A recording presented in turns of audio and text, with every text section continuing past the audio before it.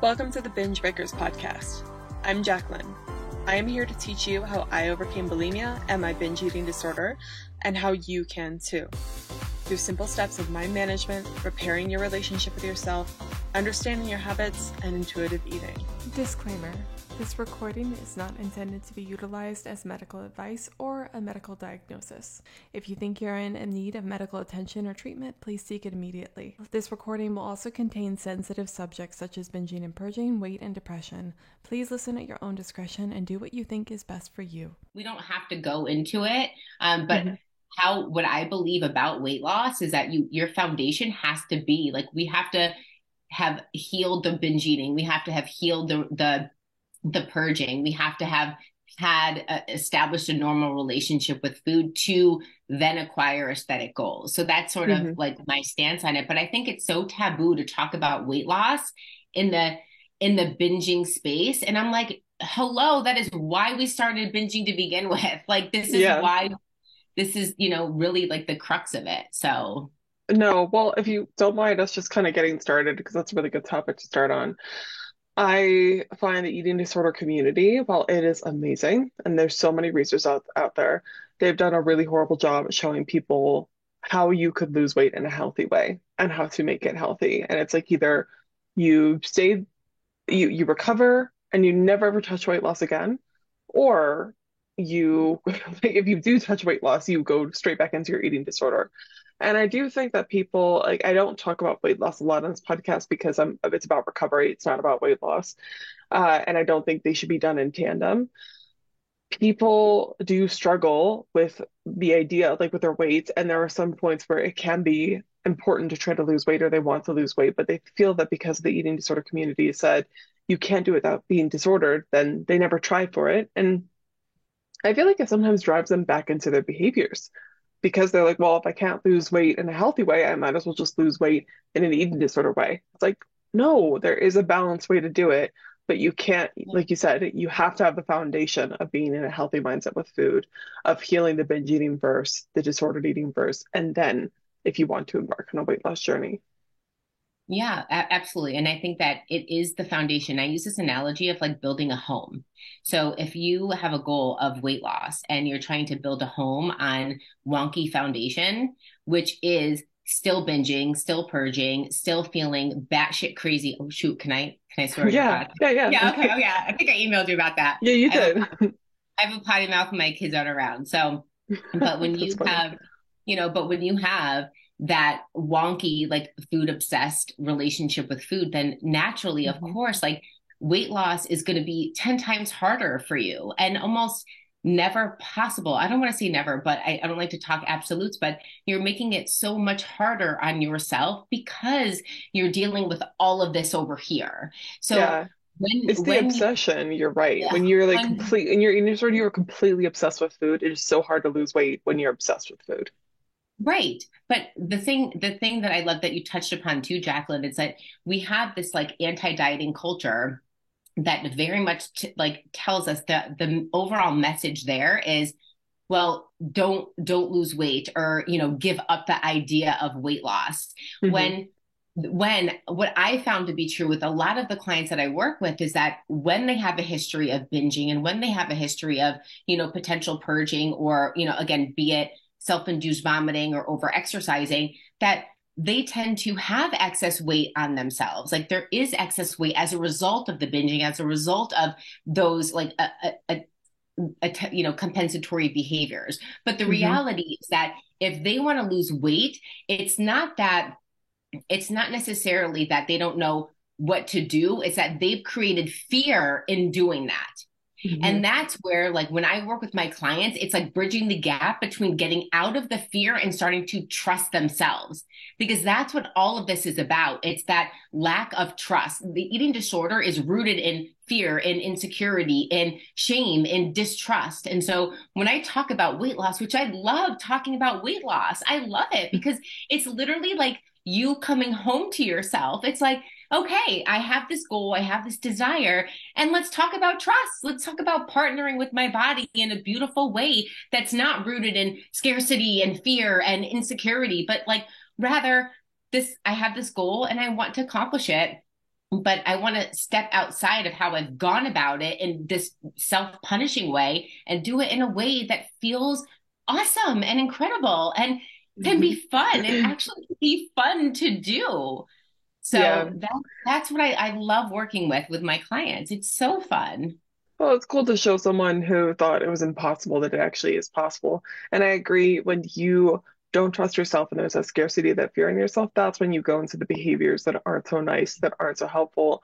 If you really try, because I feel like a lot of people, when they purge or binge or something like that, it's because they've just messed up on their diet somehow. And not always, it depends on the situation, but they'll have overeaten or had a mess up. And then because they don't trust themselves, they don't trust this is just going to be one time, or they think that they can't cope with it, that's when they rely on the purging, or maybe the binge and the purge, that sort of stuff, the restriction. And it's like, no, if you trusted yourself truly, which of course people don't have a lot of trust in themselves because they've gone through an eating disorder, but if you really did trust yourself, you wouldn't do those things. And if you trusted yourself, you would be much more patient with weight loss and be able to do it in a sustainable way versus this crash diet and burn situation. 100%. And, and I think that this is where like the anti-dieting world very much praises intuitive eating. And I Mm-hmm. love the concept of intuitive eating, but my spin on it is let's become intentional eaters.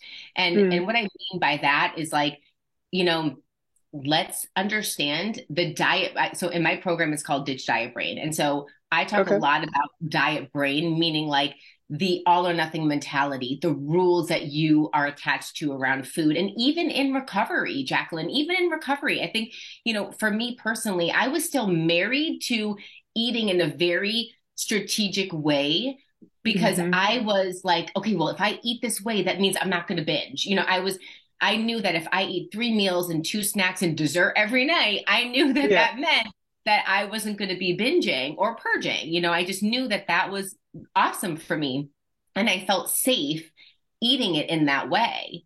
And so then when I started to apply the principles of intuitive eating, I felt like, okay, well, if I just eat whatever I want, whenever I want, oh, okay, that's going to help me to lose weight. But I was still so out of touch with my hunger fullness cues at that time. Mm. Like I Yeah. was still very, I was still very much in this programmed eating way. And so I had my hunger and fullness cues back on board from my days of severe restricting and over exercising and all of those sorts of things. But I still didn't trust myself. And so when I had someone telling me, and I started to work with a coach a little bit on intuitive eating, I gained 15 pounds because I was like, so here, it's like I literally gained 15 pounds, and I was like, wait a minute, what the fuck? This is not what I signed up for. Mm-hmm. So I almost took it as a free for all to kind of eat what I wanted. Was I Mm-hmm. binging? No, but it was like, oh, wait, I was eating in the name of not restricting. So I was Mm-hmm. using it against myself. Does that make sense?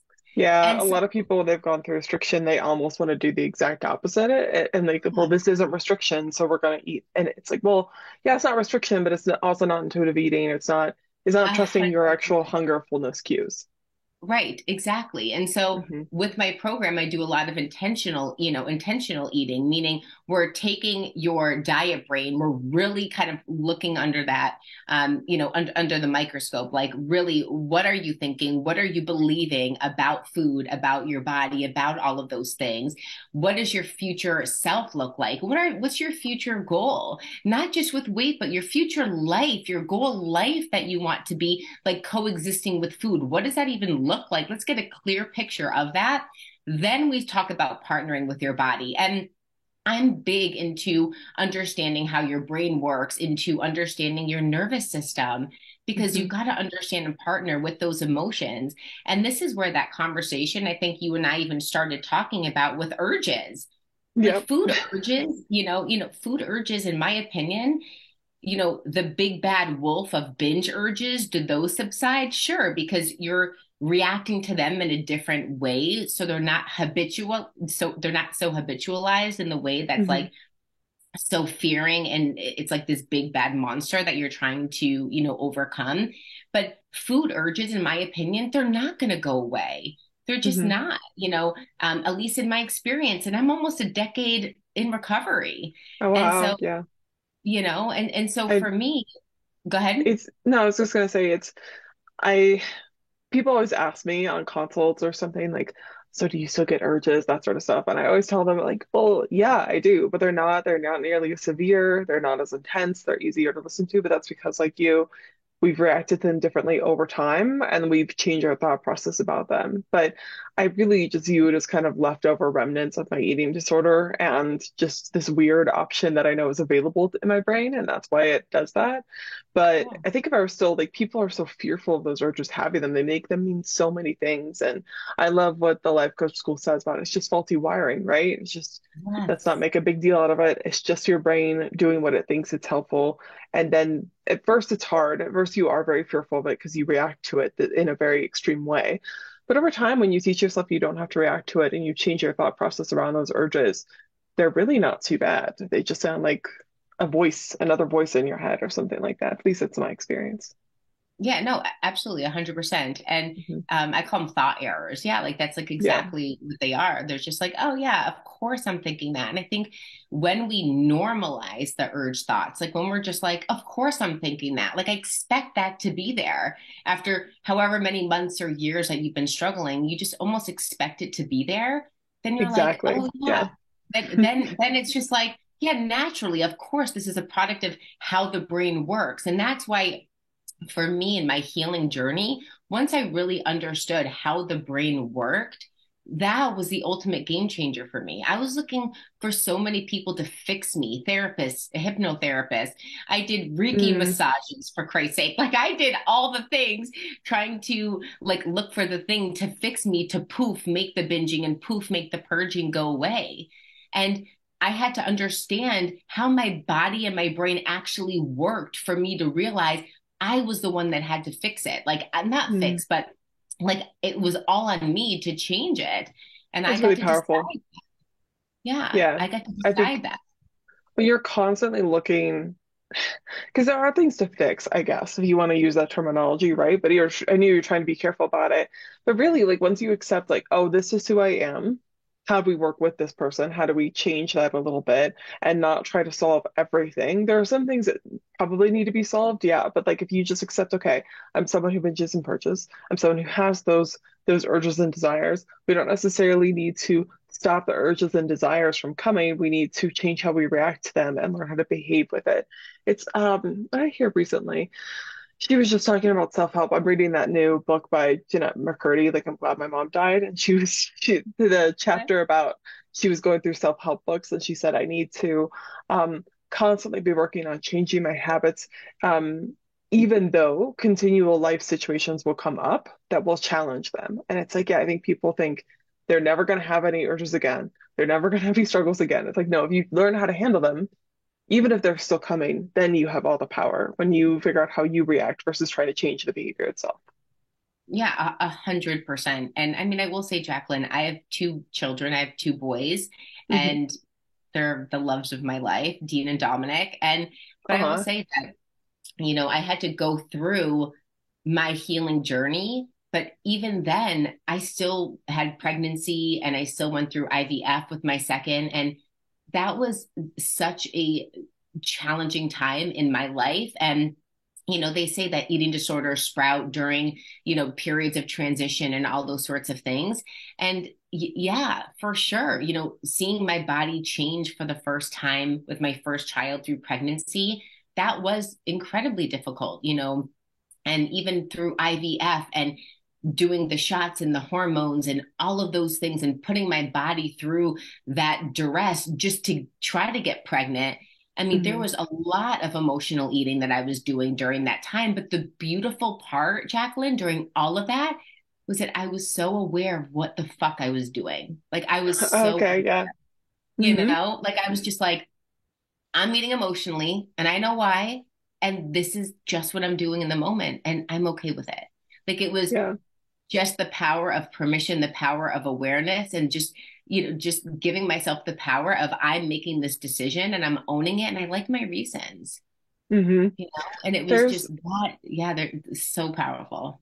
Yeah, there is such people. It sounds insane when you tell someone who's inside of an eating disorder of give yourself permission to do these things. If you do binge, if you do purge, if you do emotionally eat, all those things, at least own that you're doing it, be aware that you're doing it, and pay attention, and don't kind of be like, I shouldn't do this and the guilt trip. Just really own it.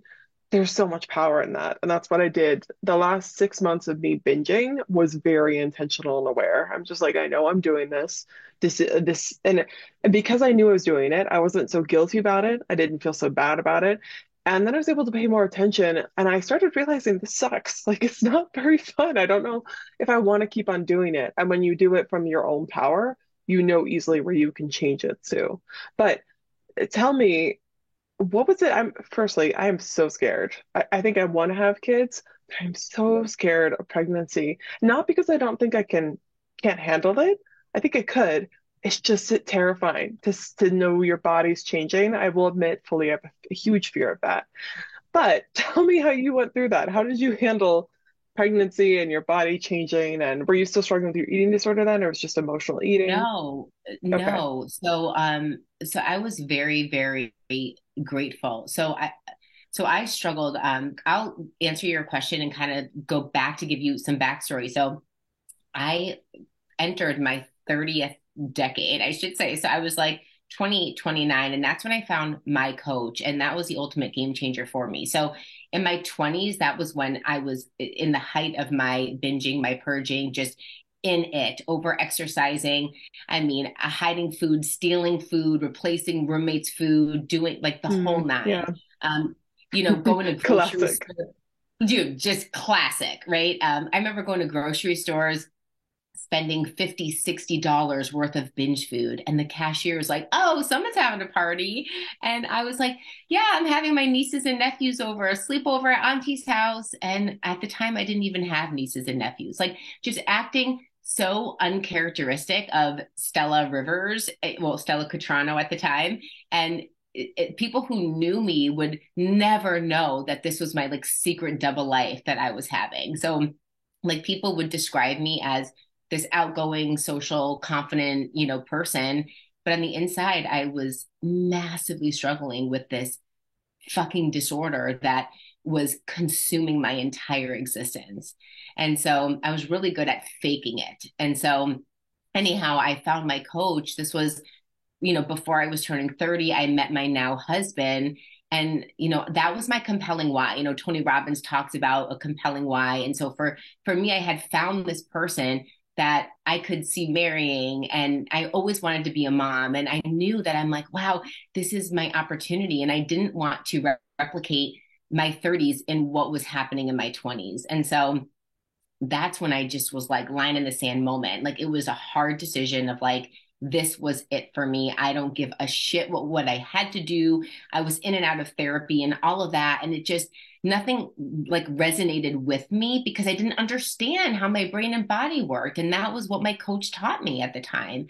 And so anyway, I, was really, into my 30s, and I was like, that's it.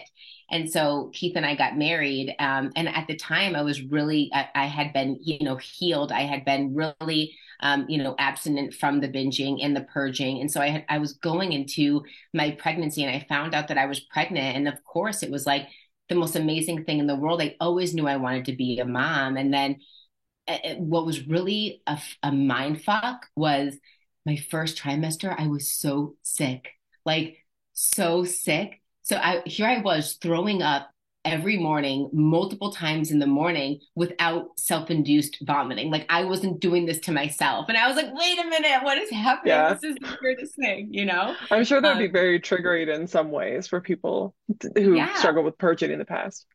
for sure. And for me, and I remember telling my husband that, like, this feels really weird that this is what it feels like. And I'm not Hmm. doing this to myself. Cause, of course he knew. I came out to him about all my struggles, when we were together. But so, yeah, but how I dealt with my body changing though, Jacqueline, was because I was an athlete my entire life. So I played three sports in high school. So for me, I really shifted into viewing my body, and the function of what it was doing. So I Mm, really smart. attached to, yeah. So I really attached to I'm growing this child, I'm growing this baby. I really, I was doing the baby app every single day, looking at like the baby was, this size fruit or this size, vegetable. And it was just, I was able to really shift out of, rather how much weight I was gaining or any of those things. And I really shifted into like the functionality of my body and the beauty of what it was doing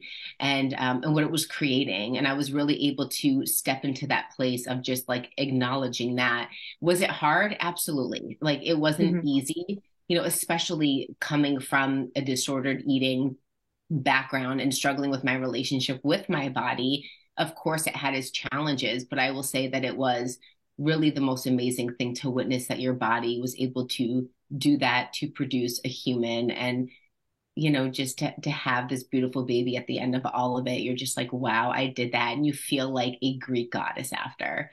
You really do. Yeah, I hear a lot of people that when they give birth, they're like, I am amazing. I have like a Yes, mother, I don't know what, but definitely yes. I would imagine you feel that way. It's absolutely incredible. It's the most rewarding thing in the world. It's more Mhm. rewarding than the first time you actually purge. It's Mhm. literally like the most I amazing thing. I could imagine that. That's like the ultimate purge, right? And 9 months of like binging essentially, It and is then a purge. So yeah, the that makes ultimate. sense.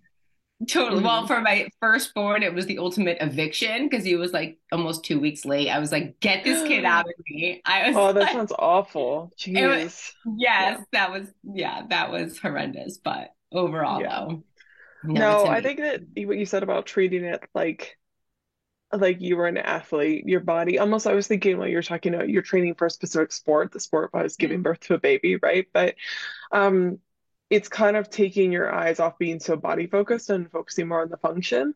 And while I've never given, I'm dog mom, but I've never given birth to a baby. I did when I was recovering from my eating disorder, uh, the last year of my binging and purging, I really did start thinking my body is like what it was doing as a function, what it was providing for me. Even if all I could think was it's breathing for me today. I'm so grateful that it's alive. Just shifting your focus on like what it looks like to others, what it looks like to you, and just being like, well, I'm so grateful it exists. I'm so grateful that it pumps blood through my veins. That is such a gift. And it really helped me focus on what I was grateful for, which helped a lot. So I can imagine that would help you during pregnancy too, during both pregnancies. And even after, like I will say, Jacqueline, after there is this societal Yeah. pressure of post baby body snatch back, there's a lot of that for sure. And, Hmm. and even after I was able to, I ended up having to do an emergency C-section with my first, and Oh, wow. there was a lot of recovery after that, and um, really the power of patience was the lesson that I had to learn. Because Hmm. again, that athlete in me, I wanted to go for a run and I wanted to lift weights and do all the things, and I physically couldn't. Like I just couldn't. I was healing from a Hmm. massive surgery, and I will say that's another whole tangent I could go on. I think in our culture, it's like C-sections are the cop out. C-sections are there's No. there's that whole sort of dialogue around that, which is fucking absurd. But I can't um, believe that. Like, oh yeah, being sliced into is a cop out. It's such a huge sacrifice you have to make. I feel like giving birth is probably ideal, right? Because you don't have to deal with all the scars and stuff. But a C-section I'd want to actively avoid because it's so traumatic. It is very difficult. Right, right. And Hmm. there's also, there's studies of complications too of a C-section baby versus a vaginal birth baby. And but there's just, Hmm. all of that. But, suffice to say, I felt pressure for sure, self-induced pressure that I put on myself to get back to my pre-baby weight, get back to the pre-baby body that I had. And so I had, there was internal conflict there for sure. And the way that I navigated that, because it was slow and I was nursing and I had some Hmm. postpartum with Dean. I did. I had some postpartum, and it was just a lot to like it felt like the rug ripped out from underneath me with my first child. And you go from living this single life essentially where you're on your own terms, and if you wanted to Hmm. get up and go to go to the mall or go shopping or do whatever you could, to having this little human with you, just a Yeah. ball and chain. And it was a lot to really wrap my head around at the time. And so for me, I really leaned back into partnering with my body and focusing on patience and appreciating, like, yes, this is what my body did for me, and I have this gift of this beautiful healthy baby. And from that point, it was, the weight's going to come off. The weight's going to come off. It was just, this is where I really leaned on the principles of LCS, and that mindset piece was so crucial. And I knew that the way that I was feeling was normal, and everything that I Hmm. was thinking was also normal, given the society, given my history, given all of those things. And I just had power thoughts over and over again. And I will say too, Jacqueline, that my sister is actually a registered dietitian Okay. now. So I leaned on her a lot from a nutritional standpoint because, at the time, again, I was like really leaning into intuitive eating and doing those sorts of things. And there were times where I was like, my cravings are out of control. And I'm like, I don't think I'm eating enough. Like, my body was telling me, I don't think I'm eating enough. So I Hmm. was so grateful, for her. And she's my go-to for everything. She's my built-in best friend. We're like a year apart. So, but I really, Oh, I perfect. leaned on her to help me through that and navigating, breastfeeding and, what I needed for myself and my baby. And because Hmm. I had calorie counted for almost a decade, and I worked so hard to unwind that habit. And I was like, I cannot go down that rabbit hole. For me, if I started calorie counting, that was like as if I started binging again. Then Hmm. it was like, for me, if I did that with calorie counting, then I would have opened Pandora's box. And so I worked really hard to steer clear of that.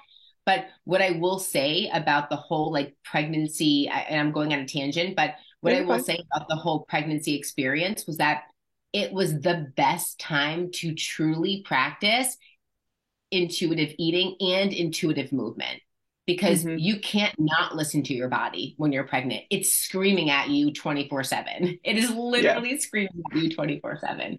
So that was the Yeah. beauty. It's there's a lot of things you said there. Firstly, with intuitive eating and intuitive movement, you said this in the beginning of the podcast too, but I used to think like it's only intuitive eating. That's the best way to eat always. But there are things that your body messes up. There are things that your body gets wrong, that sort of stuff. So it is important to, like you said, maybe get the help of a third party or just a dietitian. That's perfect about that too, is it's not going down the calorie counting route. You can ask and work with someone that says, hey, don't tell me what calories I'm eating. Just tell me what types of food, the amounts of food that I should be eating, general recommendations. And I always say that you can combine intuitive eating with other diets or with other skills. Like if you are doing structured eating, which can be important for people, especially in the beginning of recovery, you can apply principles like listening to your body along with what you're doing. And with oh my goodness, my dog's getting food. He has a little robot feeder and it's going off right now. I need to change it because it's so distracting. No, it's okay. Can't But even hear it. yeah, yeah. With what you're saying about oh no, now my brain has gone completely out the coop. You're Intentional talking about eating. intentional eating. I was just gonna say that intuitive eating, it's really, really helpful, but I do feel like intentional eating, like you're saying, can be extremely helpful combined with it. And when pregnancy, like you're saying, any challenging time in your life, but a pregnancy specialist, it's a perfect time, like you're saying, to actually practice new ways of eating and listening to your body. I think it's a crucial skill to combine with anything. So the last thing I wanted to talk to you about, there's a few other things I want to talk to you about, but one of them is how do you deal with urges now when you still get them? What are they like and how do you deal with them? Yeah. Great question. So my urges right now are just like, oh, it would be nice to have some ice cream at Okay. 8:30 at night when I'm already in Mhm. bed. And I will say, Jacqueline, like there's times where I'm like, you know what? I want some and I'm going to have some. And then there's times where I use the tools that I give my clients in my program, and Mhm. I sit with it and I just recognize and tell myself what an urge actually is, which is just thought errors. And I just remind myself that the thoughts I'm thinking, of course, I'm thinking them and it's not a problem. And I also remind myself that the urge is going to go away whether I eat or not. That's just what Mhm. happens naturally. And I think that so often the urge itself is a product of a busy mind, and when we're too like, especially after a busy day, when we're stressed, or, again, if we have kids, children, spouses, dogs, dog moms, whatever we Mhm. are, after a long day, at least, for me personally, it's the only time if I'm experiencing urges that they come up. And so I just always normalize it. I'm just like, of course I'm thinking this. Of course I'm feeling Mhm. this. And I always just remind myself, like, I can be with this. I can sit with this urge. This is not a problem. It's just a feeling. And it's gonna go away whether I eat or not. And Yeah, that's sometimes the I other do. thing I wanted to talk to you about that you said before was normalizing what you're thinking. There's so much shame and thoughts attached to it.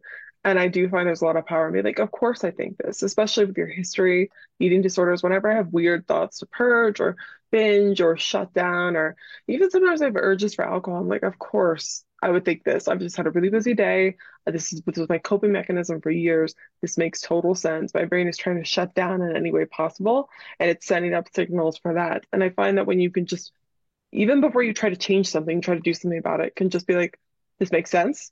There's so much freedom in that. And you could just kind of sit with it. I feel like it's like when someone is confused, especially let's say like a dog. If a dog is confused, it doesn't understand what's going on, it's more likely to be violent and scared and defensive because it's scared. It doesn't understand what's happening. But the moment you say like this makes sense, you are able to let them know that they are safe, they're okay, and it just is a default thing of their brain, then we're kind of losing the metaphor, but like they would be much more likely to calm down, same as a human, right? Like once you understand something, you're much more likely to be calmer and then be able to handle it more appropriately. Right. And one other thing that I do too, Jacqueline, that's like Hmm. just worth mentioning for your listeners is that not only just like normalize the thought, but remind yourself, yeah, I expected it. Like I expected this Mm. thought to be here. Because I think in a lot of my clients that I work with too, they almost anticipate that if they've been having urges or binge urges for the last 3 nights, on the fourth night, they get pissed that they have the binge Yeah. urge.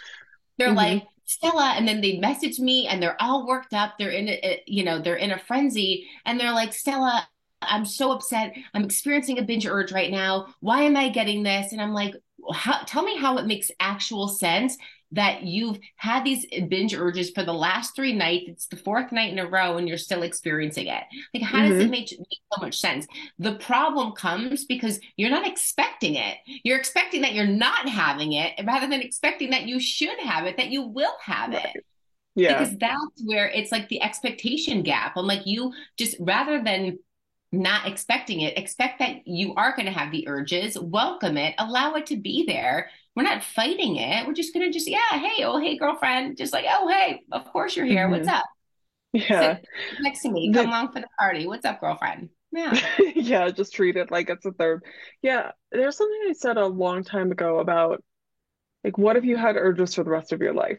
Like, what if you went in with the mindset that no matter what you did, you'd have that urge for the rest of your life? And of course, thankfully, it seems the same way for you. It's not all the time. It's not 24/7. It's every once in a while. But I think of chronic illnesses people have to deal with, chronic injuries, like they have a limb removed or they have some sort of condition. I remember there was one thing with this guy, something happened with his diaphragm. He literally had to relearn how to breathe, and it was not automatic anymore, which is just crazy to think about, But people adapt to certain things and they adapt because they almost have this radical acceptance of the fact that this is here and they still want to live. So therefore, they need to learn how to deal with it.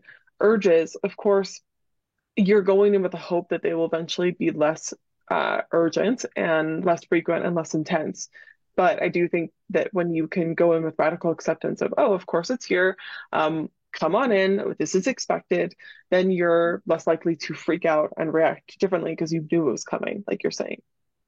Right. And I think that also too, Jacqueline, I want to offer that when it comes to urges, it's if we expect that they're going to be here forever, then again, it like takes the temperature down immediately from them. Hmm. Again, it's just, and I love your analogy of like a nagging injury. Like I have a hamstring injury from running. I ran New York, oh my God, circa 11 years ago. And I have a nagging hamstring Oh, injury that just whenever I, start to pick up my mileage or whatever, it keeps coming up for me. But again, I go into, this is normal. I expect it. This isn't a problem. And I just deal with it. So, Yep. and one thing I want to share too, it's like, I often give my clients this analogy of like, listen, if you're walking into a bakery with your kids and you smell the aroma of amazing fresh baked goods, of fucking course you're going to want to eat something. Yeah. Of course you're going to want to. That's the whole purpose of the bakery. Normal people would want to eat something. It's not just because they're disordered. Exactly. And I will say, Jacqueline, I grew up and my mom she is this incredible, beautiful little Greek woman, but she has been the exact same weight range my entire life. She is unfazed by food. She is what our society would deem as a normal eater. And she at times I study her. I have analyzed her all like until the cows have come home. And she's just like, yeah, if I want it, I have it. If I don't, I don't. And then she'll like bake something. She's like, ooh, this smells so good. I can't wait to try some. Yeah. And so I even use her as an analogy. I'm like, listen, my mom is a normal eater and even she will get down with her bag of Doritos sometimes, that's just what she does. But the difference between normal eaters and anyone who struggles with disordered eating is that they're not making themselves wrong. They're not beating themselves up. There's none of this like shaming and any of that stuff that's going on top of their eating episode. And that's the biggest difference. It really is. It's the biggest difference. And if you can really understand that, then it is the next steps toward true recovery. No, you can stop, even though you are struggling with eating disorder, you can stop identifying so much with it. I find that people with eating disorders, they're so harsh on themselves for things that normal people do. And they have such a story behind it of like, this is so disordered, this is so messed up, I shouldn't want this. It's like, no, a lot of normal eaters, you don't let someone eat who's like perfectly normal food. You don't let them eat for a whole day. They're likely going to overeat or binge, and they're not going to view it as a binge. They're going to be like, I haven't eaten all day, I'm so hungry. Or they, like you said, have something they're looking forward to. Like, I can't wait to eat this. I can't wait to indulge. I can't wait to have 2 pieces or 3 because it's so good. And then because they trust themselves, because they understand it's not this big thing, they're able to move on, trust their hunger signals, and not eat again until they're hungry or till they want food again. And it works out. That's such a brilliant way to put it. But yeah, I agree. Normal eaters do a lot of stuff that disordered eaters do, but disordered eaters have this whole story behind it that makes it 10 times worse. Right. They make it such a problem and they make it about them. Yeah. Yeah. Well, I know that we're wrapping up, so I wanted to ask you if you've already given a lot of excellent advice, but is there if you could only tell someone one thing to help them with their eating disorder and recovery, what would you tell them? So many things that I could say right now. Obviously, listen, if you're listening to this podcast and you follow Jacqueline, you already have proof that healing it's possible for you. You already have proof with her. You have proof with me and my story. Here I am too, recovered almost a decade at this point. And what we just talked about, I want to kind of go in on even more. So what happens is that there is unicorn syndrome. And that's what prevents people from truly taking that step toward healing. And the unicorn syndrome is really like, yeah, well, everyone else can heal, but I can't. I'm the one that's going to be dealing with this forever. I'm the one that's going to be binging and purging forever. And I know because I used to think that too. Jacqueline, I'm sure you probably thought that in a period of your life, right?